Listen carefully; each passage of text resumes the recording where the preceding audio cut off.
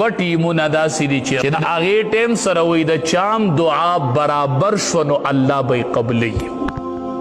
بیا هغه ټیم کم دی احادیثو کې مختلف ټیمونه راغلي، ډېر روایات راغلي، خو به هر صورت علما اکثر وایي چې هغه په دغې دوو ټیمونو کې یو ټیم چې په دې کې د چا دعام برابر شوله نو الله به یې قبلوي. یو دا ټیم چې کله امام خطبه شروع کی د دې ټیم نه واله او د مانځه د فارغېدو پورې دا دغه ټیم دی. خو ګورې په حالت د خطبې کې به زمونږ د احنافو په نس باندې په ژبه دعا نه غواړي، لاس پم نه اوچتئ، په ژبه هم دعا نه غواړي. د خطبې په دوران کې دعا به پټ اړه کې غواړي، په ژبه به نه غواړي. نو اکثر احادیث دا دي چې دا دغه ټیم دی. او یو بل ټیم دا دی چې هغه دا دی وی د مازیګر د مانځه نه واله د ماښام د اذانه پورې دا دغه ټیم دی. نو یا دا دی یا هغه دی، خو په دې دوو ټیمونو کې یو یقیني دی چې په دې کې چام دعا وغوښتله الله به دعا قبلوي. دا د جمعې د ورځې خصوصیت دی او دا د بلې ورځې نشته دی.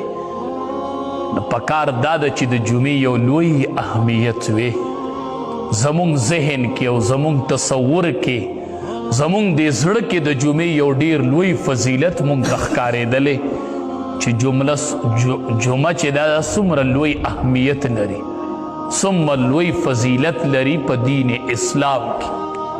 د دې ډیر لوی فضیلت احادیثو مبارکو کې راغلی دی.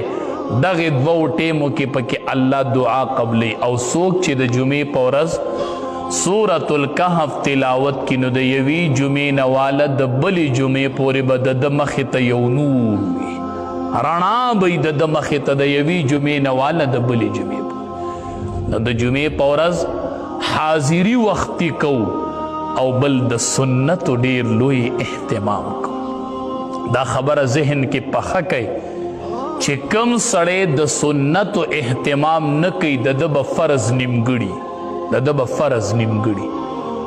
چې کم سړی سنت په پابندۍ نه کوي د ده به فرض نیمګړي، فرض به یې نیمګړي.